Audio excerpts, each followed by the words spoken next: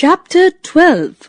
The periods of Harshavardhana, Chalukayas and Pallavas. After the decline of the Gupta kingdom, both North and South India saw emergence of many big and small kingdoms. 3 of them gained importance. They were the kingdoms of Harsha of Kannauj, the Chalukayas of Vatapi, and the Pallavas of Kanchi. Sources.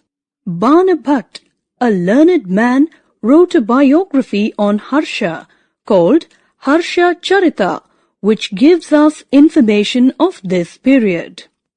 Hume Tsang was a Chinese pilgrim who reached India via Central Asia.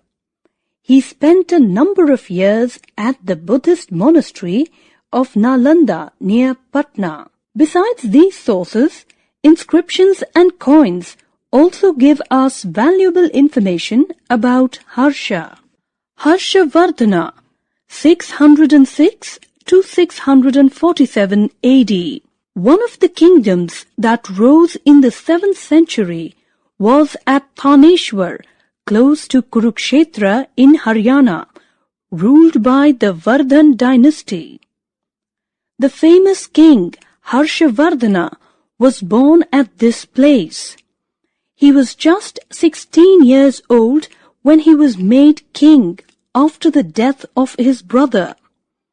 Between AD 606 to 647, he went on to become a powerful king in northern India like the Guptas.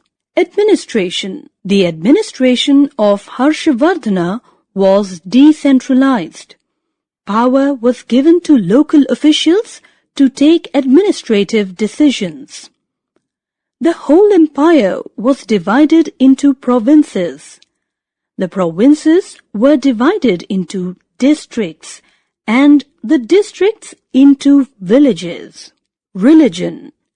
Before embracing Buddhism, Harsha worshipped Shiva and Surya, sun god. Later on, he became a Buddhist like Ashoka, Menander and Kanishka. Nalanda University, the oldest university of the world. Harsha encouraged learning and was a patron of the Nalanda University, which was set up earlier during the Gupta period. The Nalanda University in Bihar became an important place of international learning. Society.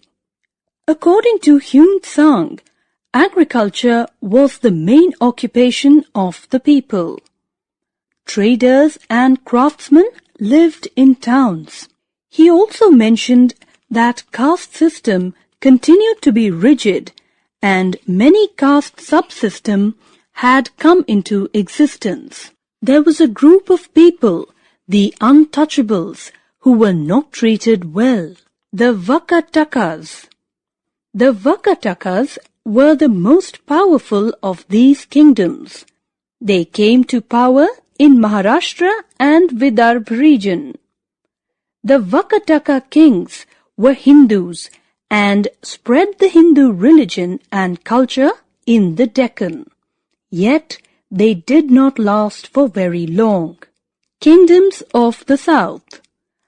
After the breakup of the Satavahanas there, arose smaller kingdoms in the south. Of these, the Chalukayas and the Pallavas were the important ones. The Chalukayas. The empire extended from the south of the Vindhyas to the river Krishna.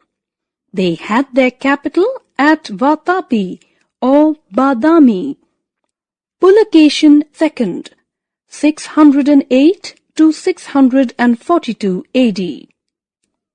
Pulakeshin II was a famous king of this dynasty. He lived at the same time as Harsha and defeated him in AD 620. Pulakeshin II also fought against the Rashtrakutas and the Pallavas. After the death of Pulakeshin II, the Chalukyan power declined. The later Chalukyas tried to continue the dynasty, but they were militarily weak. Trade. It had trade connections with Persia, Arabia, and port cities of the Red Sea. The trade also flourished in the southeastern Asian countries. Religious tolerance. Pulakeshin II was the worshipper of Lord Vishnu and Lord Shiva. He was liberal and tolerant of other religions. Architecture and painting. The Chalukyan kings were patrons of arts. The Chalukyan style of architecture was a combination of South Indian and North Indian building styles. The temple of Vishnu at Vatapi, Vishnu temple at Aihole, and the temple of Shiva at Pattadkal are marvelous in the art of carving. The Pallavas. The Pallavas rose to power in the 6th century AD. When the power of the Satavahanas declined, the Pallavas started spreading their control southwards from the region of Kanchipuram or Kanchi near modern Chennai. Mahendravarman I, AD 600 to AD 630, and Narasimhavarman I, AD 630 to 668, were the greatest rulers of the Pallava dynasty. Local assemblies. The Pallavas introduced an efficient system of administration. The village council, known as Ur, was introduced in villages where Brahmins did not live. In these villages, the council was known as Sabha. Education. Kanchi, their capital, was a center for Tamil and Sanskrit learning. Scholars like Dandin wrote in Sanskrit. Art and architecture. Rock-cut temples in South India were first made by Mahendravarman I. His son Narasimhavarman laid the foundation of a new city called Mahabalipuram or Mamalapuram. Some of these temples are the Rath temples at Mahabalipuram, which were rock-cut. The Pallavas also built some structural temples. Example, Shore Temple at Mahabalipuram and Kailashnath Temple at Kanchipuram. Tamil saints. At this time, a group of people in South India believed that religion meant bhakti or selfless devotion to God. They worshipped two gods, Vishnu and Shiva.